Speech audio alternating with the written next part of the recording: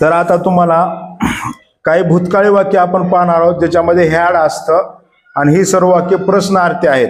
आपल्याला माहित आहे की वॉज वेअर न भूतकाळी वाक्य होतात, परंतु हॅड न सुद्धा भूतकाळी वाक्य होतात. आणि त्यातले आपण प्रश्नार्थी वाक्य पाहूया.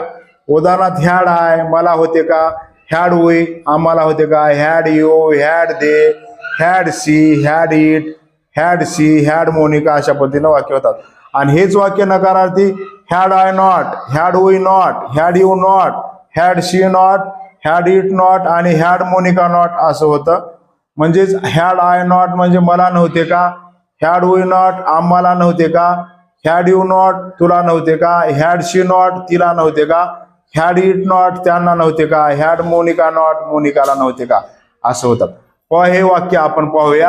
हॅड दे त्यांना होते का, हॅड दे त्यांना होते का, हॅड सी तिला होते का, हॅड इट त्यांना होते का, हॅड सी तिला होते का, हॅड मोनिका मोनिकाला होते का, हॅड आय नॉट मला नव्हते का, हॅड वी नॉट आम्हाला नव्हते का, हॅड यू नॉट तुला नव्हते का, हॅड शी नॉट तिला नव्हते का, हॅड इट नॉट त्यांना नव्हते का, हॅड मोनिका नॉट मोनिकाला नव्हते का.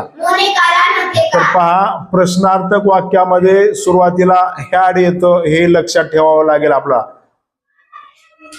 वर्तमान काळामध्ये जसं हॅव हॅज न सुरुवात होतं आणि ह्या भूतकाळामध्ये हॅड न सुरुवात होतं.